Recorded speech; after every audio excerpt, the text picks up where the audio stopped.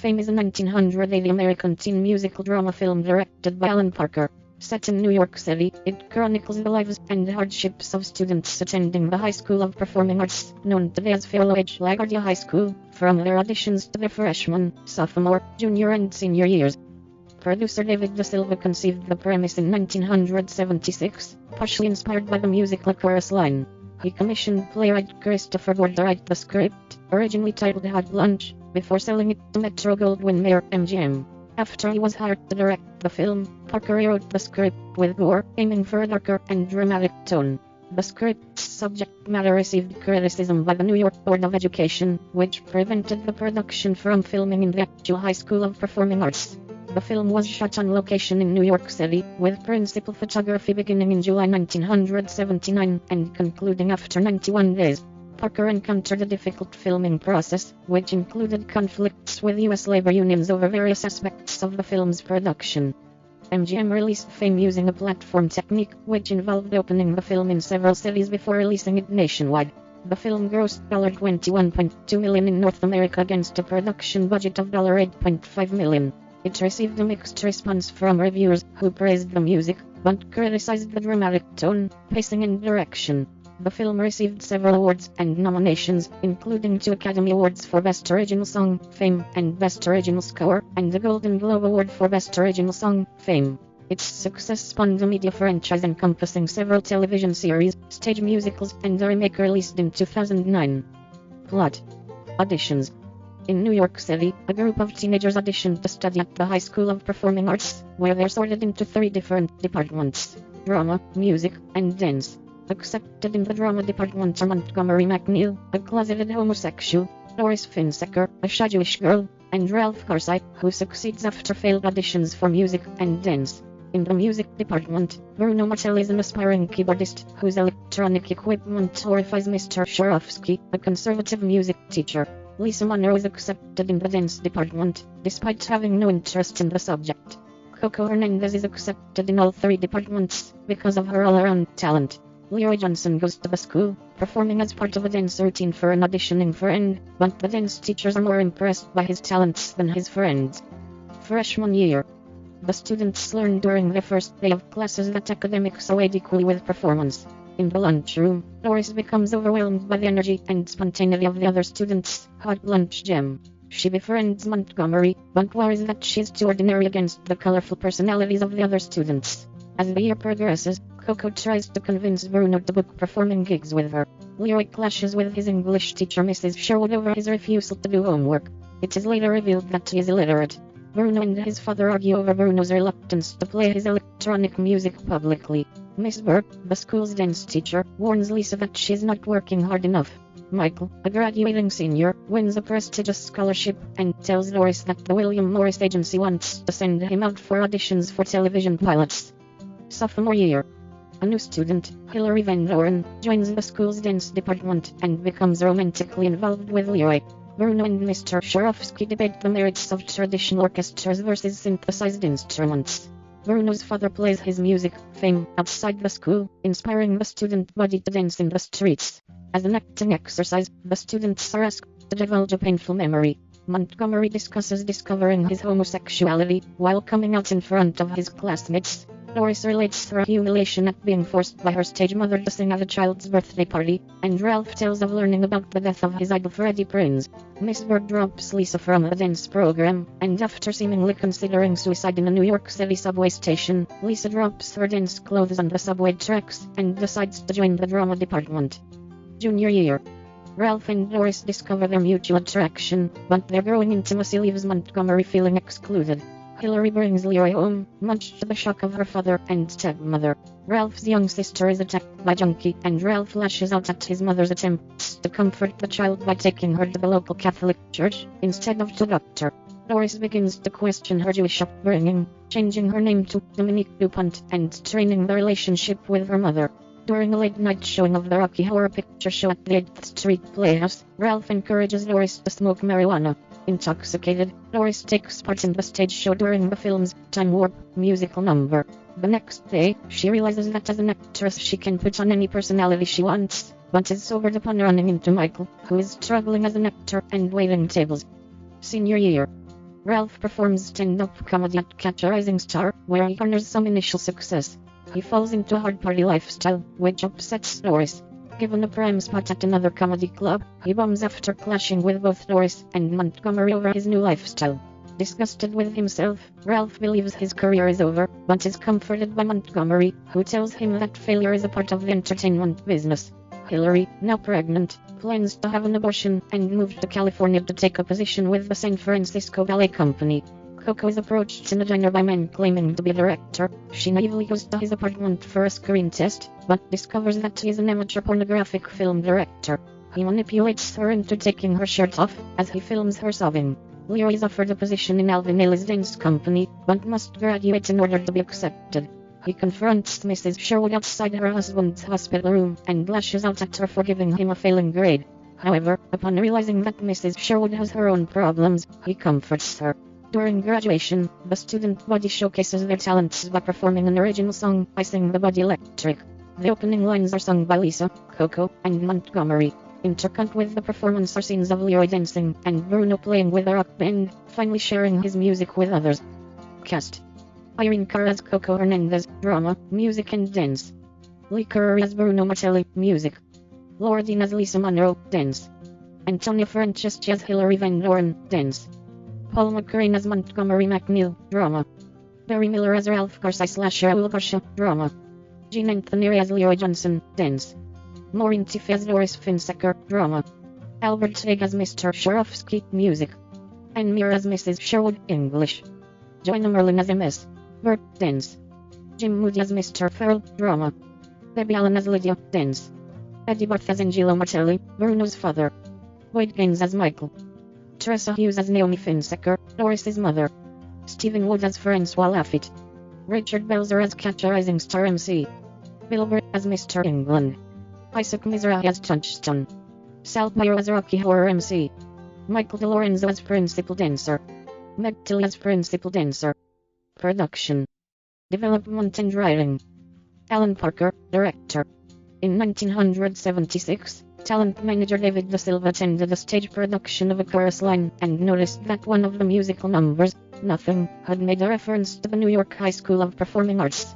The musical inspired him to create a story detailing how ambition and rejection influence the lives of adolescent students. In 1977, Da Silva traveled to Florida, where he met playwright Christopher Gore. He paid Gore $5,000 to draft a script titled Hot Lunch, and provided story ideas involving the plot and characters. Da Silva took the project to Metro-Goldwyn-Mayer MGM, which acquired the script for $400,000. Director Alan Parker received the script after the release of his previous film Midnight Express, 1978. He met with Da Silva in Manhattan, New York, where the two agreed that Parker would draft his own script, with Gore receiving sole screenwriting credit. Parker also enlisted his colleague Alan Marshall as a producer. Gore traveled to London, England, where he and Parker began work on a second draft, which was significantly darker than what Da Silva had intended. Da Silva explained, I was really motivated and interested in the joy of what the school represented for these kids, and Parker was really much more interested in where the pain was in going to the school, and so we had our little conflicts based on that area. Parker signed on as the film's director in February 1979, and relocated to Greenwich, Connecticut to begin pre-production. While working on the script, he interacted with many of the students attending the performing arts school. Several of them invited Parker to attend a midnight screening of the Rocky Horror Picture Show, 1975, at the 8th Street Playhouse. Parker attended a weekend screening with Marshall, and the enthusiastic crowd inspired him to write a similar scene for the film, during which the character Doris Finsecker dances along to the Time Warp musical number. During filming, Parker noticed that a pornographic film showing on 42nd Street was titled Hot Lunch, and was informed that the title was New York slang for oral sex.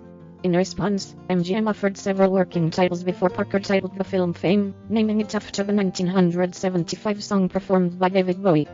Casting. Although Parker had promised to hold auditions at the High School of Performing Arts, the school was initially advised by the Board of Education to prevent the students from working on the film, fearing it would affect their studies. It was later announced that filming would occur during the summer when the students were not attending school.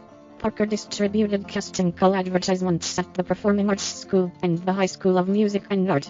He and casting directors Marjorie Simkin and Howard Fuhr spent 4 months of the film's pre-production auditioning young performers. They held an open casting call at the Diplomat Hotel on 43rd Street, Manhattan, New York, where more than 2,000 people auditioned for various roles. Of the many students that Parker met at the Performing Arts, only Laura Dean, who plays Lisa Monroe, was cast in a principal role while other students were cast as extras. The school's drama teacher Jim Moody plays as Mr. Farrell, and its music teacher Jonathan Strasser appears as a conductor. Music composer and actor Albert Haig secured the role of music teacher Mr. Sharofsky, as Parker wanted a veteran musician to play the part. Irene Cara, a former student of the school, was cast as Coco Hernandez. Parker was not impressed with Cara's music audition until after her recording sessions with the film's composer Michael Gore.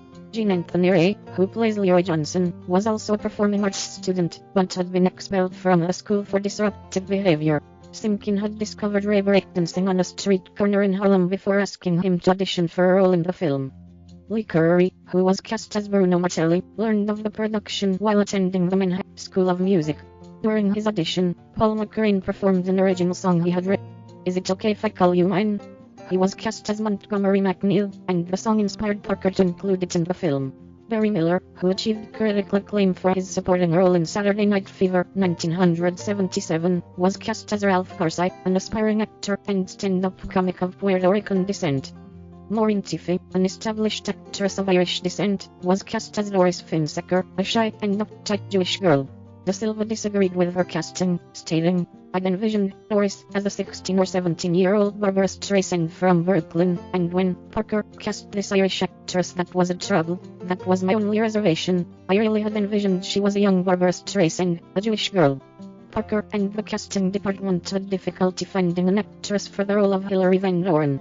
Antonia Franceschi, who was previously a background dancer in Grease 1978, secured the role based on the strength of her audition. Meg Tilly appears in her acting debut as a dancer. In his first credited screen role, Peter Rafeson, son of Bob Rafeson, plays as a musician and vocalist. Filming. Principal photography began on July 9, 1979 with a budget of $8.5 million. Parker described shooting in New York City as a less than pleasurable experience due to the intense summer weather conditions. He also faced difficulties with U.S. labor union representatives who disapproved of the British crew members working on the film without permits. In order to gain work permits, Parker made an agreement with the unions that allowed local laborers to work on the film. During filming, the crew and several cast members objected to cinematographer Michael Saracen and camera operator John Steiner's European style of single-source lighting, which involved the use of incense burners. In response, representatives of the Screen Actors Guild, SAG, and the International Alliance of Theatrical Stage Employees, IATSE, halted the production and forbade Parker from using smoke on the set. The filmmakers had originally planned to shoot the film at the Performing Arts School, but were denied by the Board of Education over the content of the script.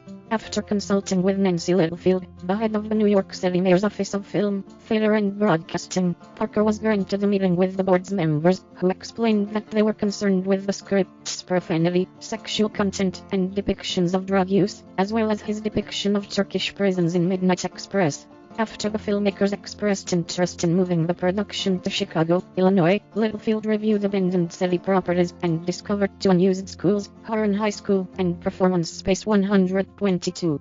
Both schools were converted and used for all the interior scenes. MGM spent approximately $200,000 transforming Harran High into a soundstage, with carpentry shops and production offices. The location was used to shoot the film's finale, a graduation ceremony. The sequence was filmed in 4 days, and employed 400 extras and 150 student musicians. The exterior of the school was shot using the left wing of the then abandoned Church of St. Mary the Virgin building almost directly opposite the real school on West 46th Street in Times Square. The Rocky Horror Picture Show midnight screening sequence was filmed at the 8th Street Playhouse located on 52 West 8th Street, New York. Sal Pyro, president of the Rocky Horror Picture Show fan club, appears as an MC at the screening. Parker later hired Steadicam inventor and operator Garrett Brown to film Doris and Ralph's dialogue scene in a New York City subway station. Montgomery McNeil's apartment was located on 1564 Broadway and West 46th Street, Manhattan. The Fame musical number was filmed on 46th Street in 3 days, with 8 choreographed routines, 150 student background actors, and 50 professional dancers. The dancers performed the Madonna summer song, Hot Stuff, as the song, Fame, had not yet been written. Before the sequence was filmed, Steiner left the production for personal reasons. During filming, Saracen chose to operate the camera himself for several hours before IATSE representatives visited the set, and advised Parker that a cinematographer was forbidden to operate a camera, and that the production would be shut down permanently if he did not hire an operator from their union. The following day, the New York Police Department demanded that the cast and crew take a 4:00 p.m. curfew due to complaints of traffic blockages. In addition, the dancers demanded extra pay for performing stunts on top of taxicabs. Principal photography concluded after 91 days. Music. The music was composed by Michael Gore. Before Gore was hired, Parker had originally approached Giorgio Moroder, who had previously worked on Midnight Express, and Jeff Lynne, the lead performer of Electric Light Orchestra, ELO, both of whom had declined. The musical numbers were performed practically on set, as Parker wanted to avoid dubbing during post-production. The song, Hot Lunch Jam, was heavily improvised. Parker explained, "This song evolved from an all-day session involving groups of kids from all disciplines, as we cobbled together the song with everyone chipping in their contributions." The filming of the Fame musical number inspired Gore to write an original song inspired by Donna Summer. He and lyricist Dean Pitchford spent 1 month writing the lyrics. Pitchford improvised the lyrics, "I'm gonna live forever," inspired by line of dialogue from the 1964 play Dylan. During the recording sessions, Luther Vandross acted as the song's contractor, in charge of the backup vocals. He improvised the lyrics, "Remember, remember, remember," and performed it with backing vocalists Vivian Cherry and Vicky Sue Robinson. The song was later incorporated into the filmed dance sequence during post-production. Parker wanted the film to end with a huge musical number that would showcase every character. While drafting the script during pre-production, he was partially inspired by the ELO song, El Dorado.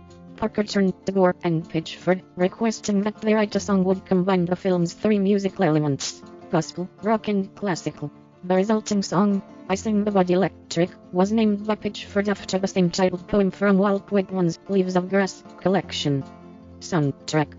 The motion picture soundtrack album for Fame was released in the United States on May 16, 1980, by RSO Records. It features 9 songs, all of which appear in various scenes in the film. In his review for AllMusic, Stephen Thomas Erlewine awarded the album 5 stars out of 5, and wrote, "Yes, the production techniques often do sound dated, but the music by Michael Gore is dynamic, varied, and alive, sung with real passion and vigor, and it still retains its essential spark 23 years after it was a pop culture phenomenon." In the United States, the title song, Fame, was released as a single, and reached number 4 on Billboard's Hot 100 chart. The single was released in the United Kingdom in May 1982. It entered the UK singles chart on July 3, 1982, debuting at number 51. The following week, it rose to number 4 before peaking at the top position of the UK charts on July 17, where it stayed for 3 weeks. Fame spent a total of 16 weeks on the chart and became the second biggest selling single in the United Kingdom of 1982. The second single, Out Here on My Own, was released as a follow-up to Fame. In North America, the song reached number 19 on the Billboard 100 charts. It peaked at number 58 during its 3 weeks on the UK singles chart. Release. Fame premiered at the Ziegfeld Theatre on May 12, 1980. MGM issued a platform release, which involved opening the film in select cities for limited showings, before releasing it nationwide. The studio was concerned with the film's cast of then unknown actors, and felt that the limited theatrical run would generate strong word-of-mouth support from critics and audiences. On May 16, 1980, Fame premiered at the Cinerama Dome Theater in Hollywood, California, and opened in limited release in New York, Toronto and Los Angeles. MGM spent more than $2 million on an advertising campaign, which placed emphasis on the film's music. The studio also allowed select theater chains to give out free tickets for special screenings. Fame was released nationwide on June 20, 1980, distributed by MGM through United Artists. In North America, it grossed $21,202,829, and was the 32nd highest grossing film of 1980. Home video. The film was released on VHS in March 1981, by MGM/CBS Home Video. In 1986, the distribution rights to the film were transferred to Turner Entertainment, which acquired MGM pre-May 1986 library of feature films. Currently, the rights are owned by Warner Bros., after its parent company Time Warner acquired Turner's library of MGM films in 1996. The film was released on DVD on June 3, 2003 by Warner Home Video.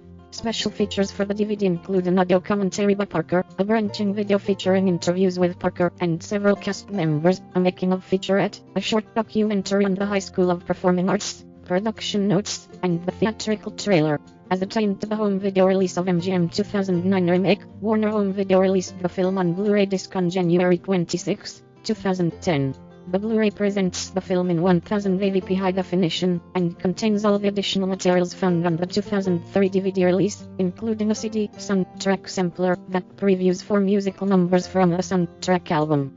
Reception. Critical response. The review aggregation website Rotten Tomatoes sampled 30 reviews, and gave Fame a score of 83%, with an average score of 7.2 out of 10. The website's consensus reads, "Just because Fame is a well-acted musical doesn't mean it flinches against its surprisingly heavy topics." Initial reactions among film critics were mixed. Gene Siskel of the Chicago Tribune awarded the film 2.5 stars out of 4, writing, "When the kids perform, the movie sings, but their fictionalized personal stories are melodramatic drivel." Dave Kerr of the Chicago Reader wrote, "The film is cut at such a forensic pitch that it's often possible to believe, mistakenly, that something significant is going on." Variety magazine wrote, "The great strength of the film is in the school scenes, when it wanders away from the scholastic side as it does with increasing frequency as the overlong feature moves along, it loses dramatic intensity and slows the pace." Roger Ebert of the Chicago Sun-Times awarded the film 3.5 stars out of 4, writing, "Fame is a genuine treasure, moving and entertaining, a movie that understands being a teenager as well as breaking away did, but studies its characters in a completely different milieu." William Gallagher, in his review for the BBC, wrote, "Alan Parker manages to make this a fairly horrible story even while it remains entertaining. You come away from it with all your preconceptions about the glamour of show business wiped away, and you can't help but admire the characters who get through." Accolades. Fame garnered awards and nominations in a variety of categories, with particular praise for its title song performed by Irene Cara. It received 4 Golden Globe Award nominations, including Best Motion Picture, Musical or Comedy, Best Actress, Motion Picture Musical or Comedy, Cara, and Best Original Score, Michael Gore. At the 38th Golden Globe Awards, the film only won 1 award for Best Original Song, Fame. At the 53rd Academy Awards, the film received a total of 6 Oscar nominations, including Best Original Screenplay, Best Film Editing, and Best Sound. The songs Fame and Out Here on My Own both received nominations for Best Original Song. It marked the first time in Academy Awards history that 2 songs from one film were nominated in the same category. The film won for Best Original Score, while Fame won the Academy Award for Best Original Song. Franchise.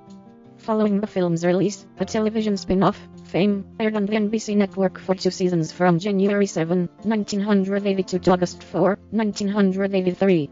The series was then renewed for first-run syndication, and 4 additional seasons were produced. Returning cast members from the film included Lee Curry, Albert A., Jean Anthony Ray, and Debbie Allen. The show's popularity, particularly in the United Kingdom, led to the formation of a music group, the Kids from Fame. The main vocalists were Alan Ray, Hugh Airy, Valerie Landsberg, Erica Gimpel, Carlo Imperato, and Laurie Singer. In 1982, the band released 2 albums, The Kids from Fame and The Kids from Fame Again, which were largely successful in the United Kingdom. The band members also went on tour, performing as their characters live on stage. After the series was renewed, the Kids from Fame produced 3 additional albums, all of which proved less successful and resulted in the band members parting ways to pursue other projects. In 1987, it was announced that producer David Da Silva was developing a stage version of the film. Fame, the musical, was the first professional production at the Coconut Grove Playhouse in Miami, Florida. The show then ran at the Walnut Street Theater in Philadelphia, Pennsylvania from March 25 through April 29, 1989. The musical has since had productions in more than 25 countries. In 1997, MGM Television produced a second series inspired by the film. Fame LA, created by Richard B. Lewis, focused on the lives of several students attending a drama and dance school in Los Angeles, California. The series featured Christian Kane, Rosalind Sanchez, William R. Moses, and Leslie Margarita in starring roles. It aired in syndication from October 19, 1997 to March 21, 1998. In 2002, MGM and Touchstone Television planned to develop a 2-hour television film that would serve as a direct sequel to Fame, followed by spin-off television series. Both projects were to be produced for the ABC network. The television film was to introduce several students applying for positions at the New York City of Performing Arts, while the spin-off series would focus on their lives during their 4 years of attending the school. The series would feature new cast members as the young students, as well as those from the 1980 film, as well as updated versions of the songs Fame and Out Here on My Own. Michael Gore was to act as an executive producer for both projects with his producing partner Lawrence Cohen, through their production label Whitecap Productions. However, both television projects were never produced. In 2003, MGM Television produced a reality television series titled Fame, in an attempt to capitalize on the success of the largely popular American Idol. The concept of the series involves discovering a triple threat, a person who can sing, act and dance, and has a bigger-than-life personality. The show, co-hosted by Debbie Allen and Joey Fatton, featured Carney Wilson, Johnny Wright, and JoJo Wright as the panel of judges. The series premiered on NBC on May 28, 2003, and a total of 10 episodes were produced. The two competing finalists of the series were Shannon Bex and Harlem Lee. Lee emerged as the winner of the competition, based on home audience votes. In 2012, it was announced that MGM Television was producing a modern-day television series inspired by the film, with Nigel Lithgow acting as an executive producer. The project resurfaced in June 2015, when The Hollywood Reporter announced that MGM Television would be co-producing the series with AMC Networks for Lifetime, with Josh Safran attached as the show's writer and executive producer. Remake. In 2009, MGM and Lakeshore Entertainment produced a remake of Fame directed by Kevin Tencherone and written by Alison Burnett. The remake followed the premise of the original film, depicting the lives of several students as they attend the New York City High School of Performing Arts.